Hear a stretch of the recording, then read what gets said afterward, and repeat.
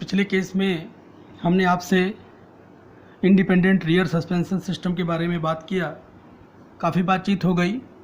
अब independent front suspension system ने बताया आपको, इंडिपेंडेंट रियर सस्पेंशन सिस्टम बताया आपको। इंडिपेंडेंट सस्पेंशन सिस्टम के फ़ायदे हमने आपको बताए कि केवल एक ही व्हील जो है डिस्टॉर्ट होता है, बाकी व्हील के ऊपर कोई इफेक्ट नहीं पड़ता। इसके साथ साथ अब हम थोड़ी सी बात जो है इंटरकनेक्टेड सस्पेंशन सिस्टम की भी करेंगे। इंटरकनेक्टेड सस्पेंशन सिस्टम का मतलब क्या हो गया? अब इंटरकनेक्टेड थोड़ा सा आप सोचिए तो इंटरकनेक्शन मतलब कि हो सकता है कि इसमें ऐसा ये फ्रंट और रियर सस्पेंशन को एक ही यूनिट में रख दिया जाए, एक साथ कनेक्ट कर दिया जाए, है ना, ये तो लग ही रहा है ऐसा। या हो सकता है कि जो साइड वाले जो हैं उनको एक साथ कनेक्ट कर दिया जाए, जो साइड वाले दो व्हील्स होते हैं उनको एक साथ कनेक्ट कर दिया जाए एक ही सस्पेंशन सिस्टम से। तो इंटरकनेक्टेड मतलब साइड मतलब आगे और पीछे वाले जो साइड वाले होते हैं उनको, तो इसका मतलब या फिर चारों व्हील को जो है, चारों व्हील के जो सस्पेंशन सिस्टम है उनका जो है वो सब चारों व्हील पर जो है एक ही तरीके से सस्पेंशन सिस्टम लगाया जाए। तो वो सारी चीज़ें जो इंटरकनेक्टेड सस्पेंशन सिस्टम में आती हैं। इसके बहुत सारे एडवांटेज, थोड़ा महंगा ज़रूर होता है, तो महंगा तो होगा ही होगा। अब इस तरीके की चीज़ें जो होती हैं वो इसमें जो है इलेक्ट्रॉनिक कंट्रोल भी होता है, तो इसलिए थोड़ा महंगा तो होगा ही होगा। तो बहुत सारे इसमें सस्पेंशन सिस्टम होते हैं, लेकिन इसका जो प्राइमरी एडवांटेज जो होता है वो ये होता है कि जो व्हीकल बाउंस करती है या जो पिचिंग होती है, रोलिंग होती है, वो काफ़ी हद तक इस केस में रिड्यूस हो जाती है। और एक जैसा जितनी ऊंचाई गाड़ी की चाहिए, कभी कभी क्या होता है कोई स्प्रिंग दब जाती है तो जो गाड़ी होती है वो थोड़ा उस जगह पर उस साइड में झुक जाती है। एक बार काफ़ी पहले की बात है, हम लोग गए थे IIT कानपुर, तो वहाँ पर ये हमने देखा कि एक मैकेनिकल डिपार्टमेंट में नीचे वहाँ पर लैब में ऑटो खड़े थे और उनमें देखा कि कुछ रिसर्च चल रही थी। तो हमने पूछा, भाई इस पर ऑटो पे क्या कर रहे हैं आप लोग? तो बताया, साहब ये जो ऑटो होते हैं ये काफ़ी दिनों तक अगर इनको चलाया जाता है तो जो आगे का जो पहिया होता है वो थोड़ा सा आगे की तरफ झुक जाता है। अब ऑटो जो आप देख रहे थे वो जो आप समझ सकते होंगे कि वो 3 पहिए लगे हुए होते हैं उसमें, तो जो आगे वाला पहिया है वो थोड़ा सा आगे की तरफ झुक जाता है। तो वो चाहते थे कि अगर हम इसको काफ़ी दिनों तक चलाते रहें, जैसे मतलब काफ़ी दिन हो जाए, काफ़ी समय हो जाए, तब भी जो एल्टीट्यूड है उसका वो डैमेज ना हो और वो जो है वो प्रॉपर बैलेंस रहे, एकदम बेस उसका जो है बिल्कुल पैरेलल रहे रोड के, ये चीज़ वो चाहते थे। तो उस पर एक रिसर्च चल रही थी कि जो ये सस्पेंशन सिस्टम उसका लगा हुआ है उसको कैसे इम्प्रूव किया जाए। तो इसमें जो बेसिकली होते हैं एयर सस्पेंशन होता है, उसी के बारे में थोड़ी सी आज हम बात भी करेंगे। और भी होते हैं इसके अलावा, एयर सस्पेंशन के अलावा हाइड्रो इलास्टिक सस्पेंशन भी होता है, हाइड्रा गैस सस्पेंशन सिस्टम भी होता है, और जो ये कह लें कि Daimler Benz vehicle suspension system होता है। तो ये चीज़ें, इसमें बहुत सारे इस तरीके के भी सस्पेंशन सिस्टम आते हैं, लेकिन सबसे सिंपलेस्ट सस्पेंशन सिस्टम के बारे में हम यहाँ बात करेंगे जो एयर सस्पेंशन सिस्टम होता है। इससे बहुत सी नई चीज़ें भी आपको देखने को मिलेंगी, बड़ा आश्चर्य होगा कि किस तरीके से लोग टेक्निकल इम्प्रूवमेंट सोच सकते हैं, इसमें आपको देखने को मिलेगा। एक में बहुत सिंपल टाइप के लिंक्स होते हैं और जो इसमें आप देख रहे हैं कि जो चारों स्टील स्प्रिंग जो पहिए के ऊपर लगे हुए होते हैं उनको अब रिप्लेस कर दिया जाता है और अब जो है 4 रबर सिलेंडर वहाँ लगा देते हैं या एक एयर स्प्रिंग लगा देते हैं वहाँ पर। और जो एयर स्प्रिंग जो होती है, ये रबर सिलेंडर जो होता है वो कंप्रेस्ड एयर उसके ऊपर फील्ड होती है और जो कार का वेट उसी के ऊपर आता है। तो जब भी कभी जो है कार किसी बम्प रोड के ऊपर जाती है तो वो कंप्रेस होते हैं और शॉक को एब्जॉर्ब कर लेते हैं। तो ये चीज़ें आप देख रहे हैं, तो यहाँ पर अब हम उसी को एक्सप्लेन करने जा रहे हैं। थोड़ा सा आप इसको देखिएगा कि कैसे उसमें होता है। देखिए, ये मैकेनिकल स्प्रिंग जो होती है वो रिप्लेस कर दी गई। अब मैकेनिकल स्प्रिंग की जगह हम क्या यूज़ कर रहे हैं? एयर स्प्रिंग यूज़ कर रहे हैं। एयर स्प्रिंग की जगह हम रबर सिलेंडर भी होते हैं उसमें, उसके अंदर एयर भरी होती है, उसको हम यूज़ कर सकते हैं। एयर स्प्रिंग उसी तरीके की एयर स्प्रिंग होती है एक ही चीज़ करीब करीब समझ लीजिए, उसका काम एक ही होता है। ये भी 2 तरीके की होती हैं एयर स्प्रिंग, एक होती है बेलो टाइप और एक होती है पिस्टन टाइप। ज़्यादातर जो है बेलो टाइप ही यूज़ होती है, पिस्टन टाइप भी यूज़ करते हैं, लेकिन मैक्सिमम जो यूज़ होती है वो बेलो टाइप यूज़ होती है। बहुत ही रिलायबल होती है ये जो है। पीछे वाले सिस्टम से अगर देखा जाए, अगर कंपेयर करें हम, तो जो इंडिपेंडेंट फ्रंट और इंडिपेंडेंट रियर सस्पेंशन सिस्टम थे, उनसे अगर हम इनको कंपेयर करें तो ये जो है रिलायबल होती है। रिलायबल मतलब जल्दी से ख़राब नहीं होना, और ये बहुत ही लॉन्ग लाइफ, लॉन्ग ड्यूरेशन तक चलती हैं, और आप इसको जो है बिल्कुल निश्चिंत होकर के यूज़ कर सकते हैं। जब भी कभी आप इसको गाड़ी में जब आपकी लगी हुई है तो आपको परेशान होने की ज़रूरत कभी नहीं है। इसमें जो स्टिफनेस है इसके अंदर, अब वो देखिए जो आप स्प्रिंग लगा रहे थे, वो जो उसके अंदर पहले जो स्प्रिंग लगी थी, स्टील स्प्रिंग जो लगती थी, उसकी स्टिफनेस जो होती थी वो कांस्टेंट होती थी। कांस्टेंट क्या मतलब, जब दबती थी उसके हिसाब से स्टिफनेस चेंज हो जाया करती थी, लेकिन जो वेरिएशन होता था वो यूनिफॉर्म रहता था, वो हमेशा एक ही जैसा वेरिएशन होता था। अब वो एक बात अलग है कि जब जैसे हमने बताया कि अभी वो IIT कानपुर वाली बात जो हमने भी बताई कि जो स्प्रिंग होती है वो दब जाती है आगे की तरफ, तो कुछ दिन बाद जो होती है वो उसकी स्टिफनेस, जो कि मटेरियल ही इस तरीके का बना होता है कि जो उसकी स्टिफनेस है वो लूज़ हो जाती है, या जो एलोंगेशन और कंप्रेशन के साथ जो वेरिएशन होता है स्टिफनेस में वो चेंज हो जाता है। तो वो एक अलग चीज़ है, वो भी एक रिसर्च का ही टॉपिक है, तो उसको फ़िलहाल यहाँ डिस्कस करने की ज़रूरत नहीं है।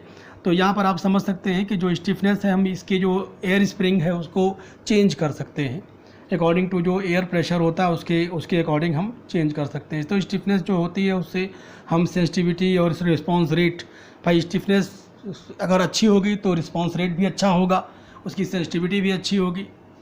तो स्टिफनेस से हम ये दोनों चीज़ें डिसाइड करते हैं कि जो है वो कितनी सेंसिटिव। इसका हम एक आउटलाइन डायग्राम हमने यहाँ पर देखिए बना रखा है, इससे आपको शायद समझ में अच्छे से और भी बढ़िया आ जाएगा कि एक एक्चुअल में कैसे लगी होती है, उसकी फंक्शनिंग क्या होती है।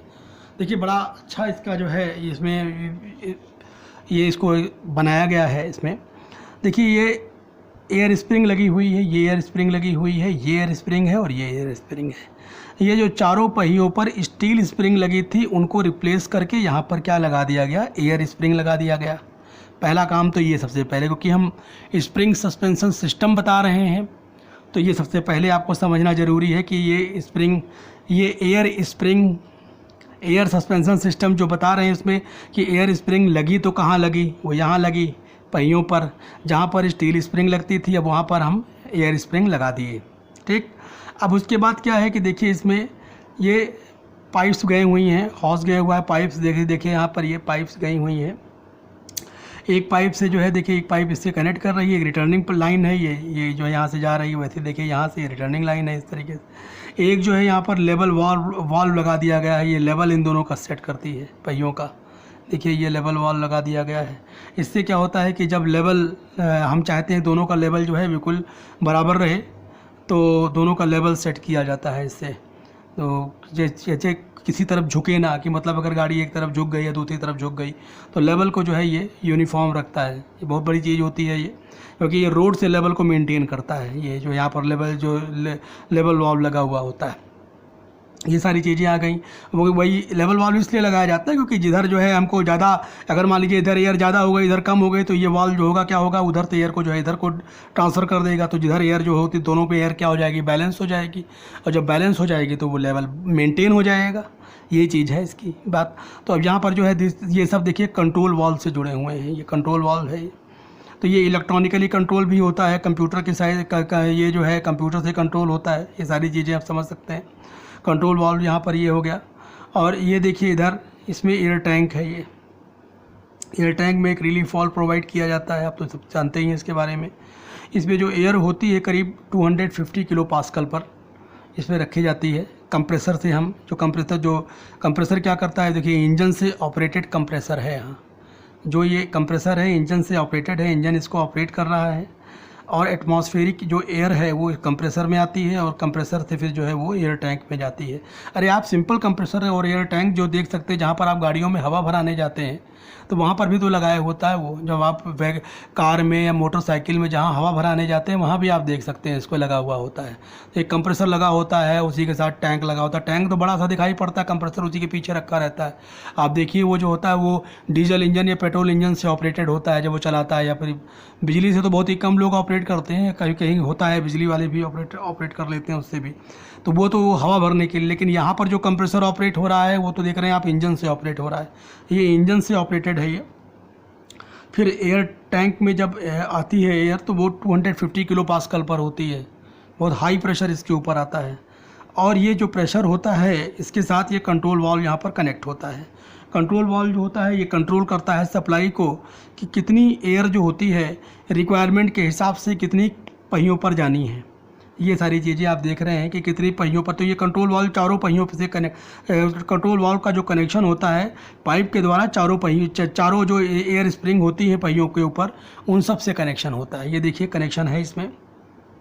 और उससे जो रिटर्न लाइन होती है वो भी कनेक्टेड होती है कि मतलब जो भी अगर ज़्यादा एयर पहुंच गई है तो अगर मान लीजिए वहाँ पर हमको या किसी बम्प के ऊपर आई है तो उस केस में वहाँ पर एयर कम हो जानी चाहिए, कुशन प्रोवाइड कराना है तो उस केस में जो एयर होती है वो रिटर्न भी हो जाती है इससे।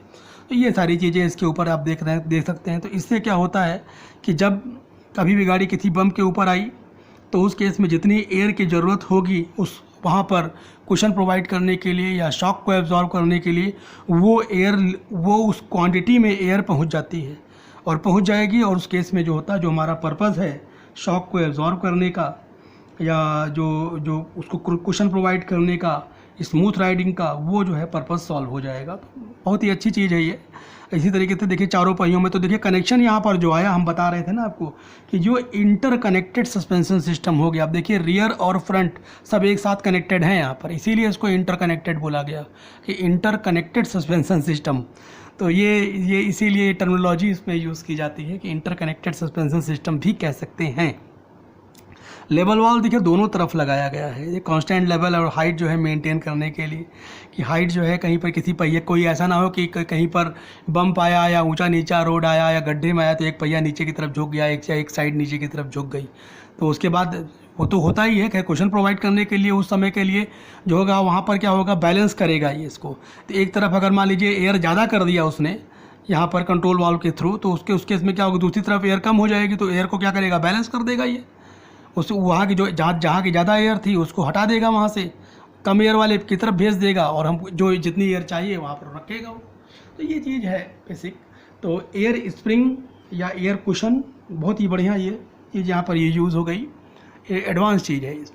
और इन स्प्रिंग्स को जो आप देख रहे हैं ये स्प्रिंग्स जो होती हैं वो जो typical wishbone type independent front suspension system था उसी के ऊपर विशबोन टाइप पर ही ज़्यादातर विशबोन ही यूज़ होगी, क्योंकि वो जो है आप चाहें तो उसको थोड़ा सा जो है वो बल्कि होती ज़रूर है उसको, लेकिन चाहें तो आप जो लाइट व्हीकल्स हैं वहाँ भी यूज़ कर सकते हैं। हैवी व्हीकल्स तो यूज़ उसमें तो उसको यूज़ किया जाना मस्ट है, वहाँ तो यूज़ होती ही होती है। तो यहाँ पर आप ये देख सकते हैं। अब एयर सस्पेंशन के कारण क्या क्या हमको नई चीज़ें मिली इसमें तो उसमें क्या हुआ, राइडिंग कंफर्ट इंक्रीज़ हो गया।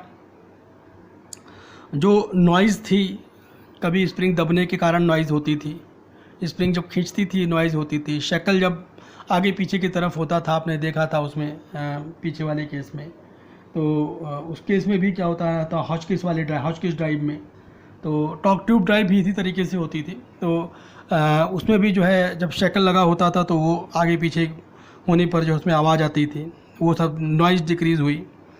तो ड्राइवर के ऊपर जो फटीग आता था वो रिड्यूस हो गया, ड्राइवर इजीली जो है गाड़ी को कंट्रोल कर लेता था, आसानी से कर लेता। बेस्ट राइडिंग कंफर्ट आने लगा। थोड़ा महंगा तो था, तो चूँकि अब यहाँ पर एयर सस्पेंशन सिस्टम हम यूज़ करेंगे, एयर स्प्रिंग यूज़ करेंगे, तो जाहिर सी बात है कि जो एयर स्प्रिंग है वो जो डायनेमिक लोडिंग के लिए तो सबसे इम्पॉर्टेंट होती ही है। तो जो डायनेमिक लोडिंग है यहाँ इस केस में जो डायनेमिक लोडिंग जो है वो अब रिड्यूस हो जाएगी यहाँ पर कि बार बार झटके नहीं लगेंगे, कुशन को अच्छा खासा कुशन प्रोवाइड होगा। और कुल मिलाकर के ये समझ लीजिए कि जो गाड़ी का बैलेंस है वो पूरा प्रॉपर बना रहेगा, पहिए बिल्कुल सीधे रहेंगे और लेवल जो होगा जो लेवलिंग हर तरफ जो है बराबर रहेगी। तो कुल मिलाकर के ये सबसे अच्छा ये सिस्टम माना जाता है, एयर सस्पेंशन सिस्टम। तो जितने भी एडवांस व्हीकल्स हैं, जितनी भी नई गाड़ियाँ आ रही हैं, उन सब में जो है, जो महंगी गाड़ियाँ हैं बेसिकली, उन सब में जो है यही लगा हुआ होगा और ये लगा होना भी चाहिए, क्योंकि जो सबसे ज़्यादा कंफर्ट और राइड प्रोवाइड कराने का ही तो पैसा लेते हैं, जो ज़्यादा पैसा लेते हैं गाड़ियों। जो महंगी गाड़ियाँ होती हैं वो सबसे कंफर्ट के लिए, सिक्योरिटी के लिए, इन्हीं का तो पैसा होता है और काहे का पैसा होता है उसमें। तो फ़िलहाल आज यहीं तक पढ़ाते हैं आपको, बाकी अब नेक्स्ट अगला जो है लेक्चर में हम जो है अगली बात करेंगे इसमें। Thank you.